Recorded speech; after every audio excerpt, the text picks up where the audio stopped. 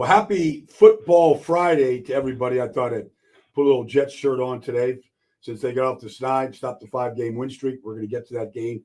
This is the best football show. I'm Brian Baldinger, coming to you live from the third floor at NFL Films in beautiful Mount Laurel, New Jersey, on a perfect fall morning here. You can find this football show on just wherever you find your apps. This is an Odyssey app right here. Download it for free. Like it, subscribe to it, and you can follow me. I've broken a bunch of these plays down from last night's game on Twitter, YouTube, TikTok, Instagram, etc. So anyways, let's get to it, because the Jets did a lot of things that just remind you of 50 years of pain plus of the Jets. Malachi Corley scores the opening touchdown of the game on the first play of the second quarter on an end around and drops the ball before he gets into the end zone. Like every Jet fan that was in that building, and I was there yesterday.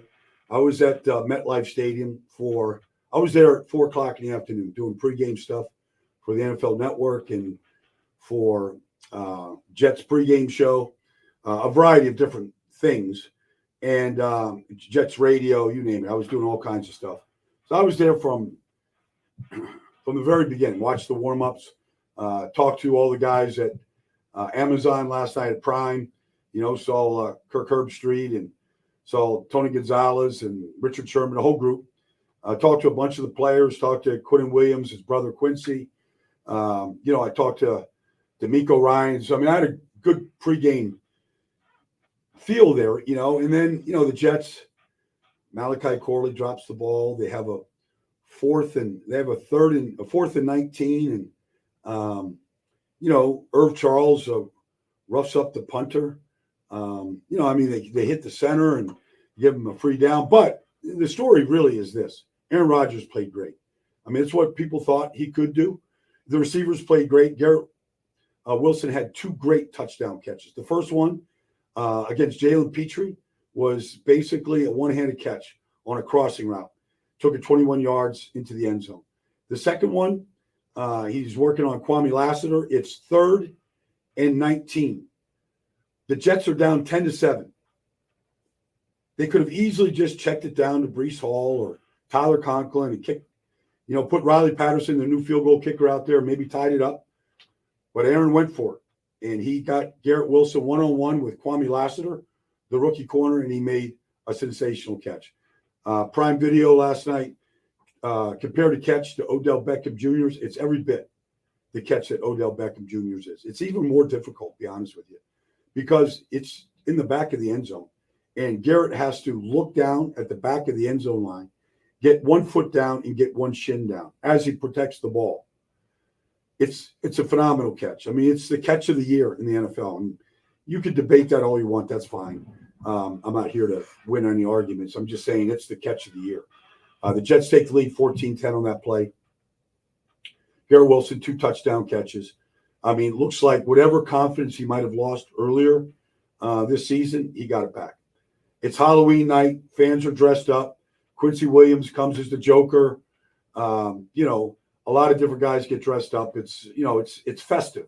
It was a festive atmosphere. The fans were lit up. And then, the final touchdown, honestly, was to Davante Adams. It's found the end zone, and, it's the final drive. The Jets scored on 3 straight drives in the second half. Touchdowns on 3 straight drives. They hadn't done that all year. And really, all Aaron Rodgers is reading is it's a 3rd down, and it's 3rd and 3, and Houston wants the ball back. They're at the 37-yard line. Debatable if they don't make it, if the Jets can make the field goal with the new kicker and Riley Patterson. And so, it's a 14-10 game. Houston's going to blitz, and they do blitz. And they actually have a free hitter coming right at Aaron Rodgers. But what Aaron looked at was the free safety on the play. I think it was Cade Bullock. And he was shaded. He was shaded to Garrett Wilson, like he was clouding Garrett. And as soon as Aaron Rodgers saw that, he saw Davante Adams one-on-one with Jalen Petrie, the safety. And, he's their slot corner right now. And so Davante had a great release, got an outside release, and ran a go route, got on top of the safety. Aaron put it right on him for the game-clinching touchdown. So Aaron played great. The receivers were back. Breece Hall had a very good game, 15, runs, 74 yards, about 5 yards a carry. Just enough. Look, they lost both guards in a game. Okay. They lost John Simpson. Max Mitchell went in there for him. All right. Max Mitchell has been a tackle, hadn't really been a guard. They lose the starting right guard in the game in Hansen. He goes down. He was the backup to Ali Vera Tucker. So now they take the rookie, Olu Fashanu. And Olu has never played guard. He only played left tackle at Penn State. He goes in there right guard, plays pretty good. And so they overcome those injuries. They put up 3 touchdowns. The Jets get off the snide. But really, the story is what the Jets defense did to C.J. Stroud. Now, I know they're down Nico Collins. Stephon Diggs was hurt. But still C.J. Stroud. Let me just say this. The stat says he was 11 for 30. Okay? 11 for 30. 192 yards. 120 of it went to Tank Dell. But it was much worse than that because he was sacked 8 times and he scrambled 8 times. So he literally was 11 for 46 last night. 46 dropbacks. He completed 11 passes. So it really was just a fierce pass rush. Quentin Williams, another sack and a half game. He's got 3 in the last 2 games. He had 4 quarterback hits. He's got 7 quarterback hits against the Patriots and now the Texans. Hassan Reddick got his first sack. They blitzed, so DJ Reed got himself a sack. Jamie Sherwood got a sack. Michael Clemens got 2 sacks last night. They sacked C.J. Stroud 8 times. 6 different guys got in on a sack. Solly Thomas got a sack last night. Will McDonald got a half a sack and a fumble recovery. They sacked C.J. Stroud 8 times. They hit him 11 times. They forced a fumble and recovered a fumble. The Jets' defense line, Hassan Reddick, makes a difference. I tell teams, you want to get to the quarterback, you need 3. Quentin Williams is winning. He's winning so frequently right now. Run and pass. I mean, him and Dexter Lawrence, to me, I know Chris Jones is out there. They might be the 2 most dominant defensive tackles in football, playing on bad teams. But Quentin has woke up. Dexter Lawrence has been a star all year. Maybe New York has the 2 best defensive tackles in all football. But the pass rush was fierce, really fierce. Jets played without 2 starting safeties. C.J. Mosley, starting middle linebacker, went out early. So they replaced guys and they stepped up. And if the Jets pass rush can stay like that, I think, I can check one thing. I'm pretty sure. I'm just looking at one. Yeah, here we go. Yes. The Jets, I was just checking. Jets next week, after 10 days rest, go to Arizona. We'll see what happens to Arizona and Chicago this week. Arizona's on a 2-game win streak and won 3 out of 4. Not going to be easy, but you give the Jets 10 days to rest up, get healthy. Aaron Rodgers gets rested up, gets healthy, go to Arizona, find a way to win the game, get to 4-6, stack a couple wins. It's never too late. It's just never too late. Got division games coming up with Miami and Buffalo, and who knows? So it always starts, any win streak that you put out there always starts with the first one. All right, let's get to maybe the game of the week. It's at Lambeau Field, Detroit and Green Bay. You got 6-1 Detroit Lions, 6-2 Green Bay Packers. Packers finished last week's game without Jordan Love in the lineup. Now, they have played with Malik Willis this year. He's 2-0 as a starter. He's played great. And he finished very well last week. And they're going up against Detroit. He put up 52 points last week. But here's the couple things hidden in that victory by Detroit last week against Tennessee. They gave up 300 yards of offense in the first half with Mason Rudolph. Calvin Ridley went off, right? They had a hard time. They put up over 400 yards of offense. Now, they turned it over 4 times. They threw 2 interceptions and they fumbled twice. Now, credit Detroit. They made the plays. They give up a lot of yards. The pass rush doesn't – I know Aiden's not there, so you wouldn't think the pass rush is that good. I don't know. If you go up there to Green Bay this weekend, the way that they're running the football, the way that they're taking the ball away, they lead the league with 19 takeaways in 8 games. This Jeff Hafley, the new defensive coordinator, that's what he wanted. He wanted more takeaways. He wanted more pressure. He wanted us to really press the wide receivers. They wanted to rob the middle of the field. They wanted to get after the quarterback with a 4-man rush. And so far, it's working. Now, Detroit's offense looks unstoppable. Okay? We'll see what it looks like against a defense that is taking the ball away. Now, Jared Goff has played 4 brilliant games in a row. I think he's missed 13 passes in the 4 games. I think he's thrown 8 touchdowns, no interceptions.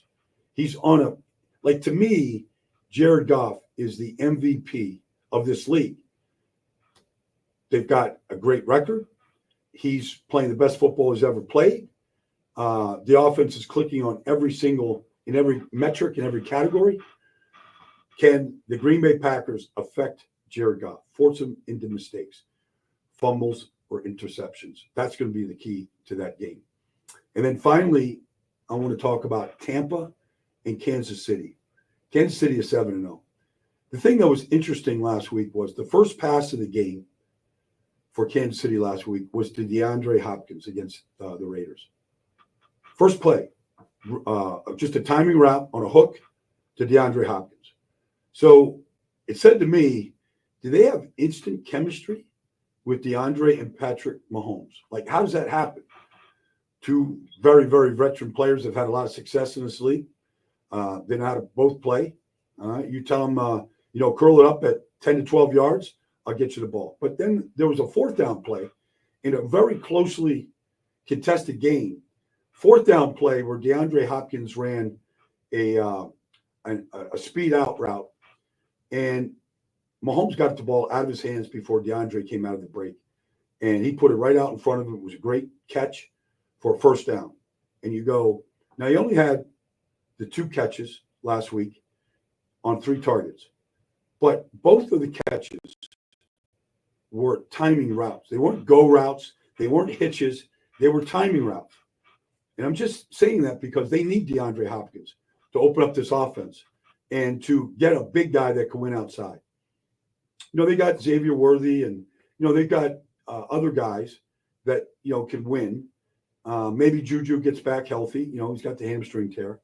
And Kelsey woke up last week. So the offense looked a little bit better, although Mahomes did throw another interception. But they overcome all that stuff. The key right now is Kansas City's defense. They're 7-0.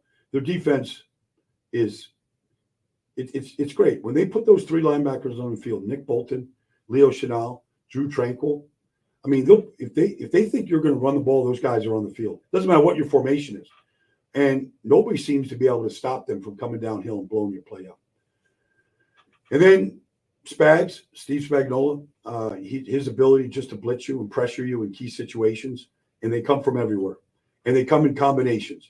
It could be a corner cat safety blitz. It could be a Mike extra back blitz. I mean, it could be a zone pressure, bringing 4 to the weak side, 1 more than you can block. I mean, it's every variety, and it changes up weekly based on formation, down distance, time of the game, score of the game.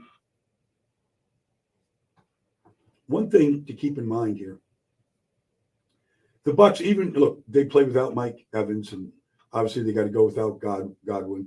Jalen McMillan, stepped up last week.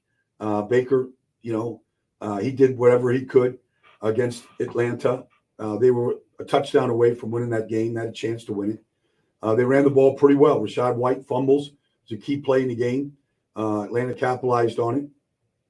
That was the difference. And it probably comes down to that. They're not nearly as powerful, obviously, without Evans and Godwin. The young guys did their best to step up. Trey Palmer, Jalen McMillan, Cade Otton, the tight end, just had his best game he's ever had. He's becoming a much bigger part of the passing game, as you would expect. Somebody's got to pick it up. So this should be great. Can the Chiefs get to 8-0 right now and just keep putting distance between them and Denver, them and the Chargers to win? Is it the 9th straight division title? Is that what they're going for? 9 straight right now? 8 straight with Mahomes? That's going to be an interesting game. Todd Bowles will pressure Mahomes the way he did in a Super Bowl win, the way he does most quarterbacks. He's going to test your protection. He's going to test those two tackles, Jawan Taylor and Wanya Morris, and see if they can hold up against their edge pressure. Otherwise, Antoine Winfield is back, and Vita Vea in that lineup. They're a formidable defense. So that's going to be a great game. And obviously the Chiefs trying to stay perfect, trying to stay undefeated, and Tampa trying to stay in the race in the NFC South right now. That's been the best football show. I'm looking forward to week 9. We're at the midway point of this season. It's flying by quickly. We're getting some real separation between the good teams and the bad teams. But who knows? Can the Giants upset the Commanders 2-6 and 6-2, just like the Jets did 2-6 and the 6-2 Texans last night? What upsets are going to happen? And if you're a 2-6 team like the Giants and you upset the Commanders, do you feel like you've earned that right to feel confident that you can get back into the race, the playoff race? That's been it for the best football show this week. Join me Monday as we start breaking down week 9's games.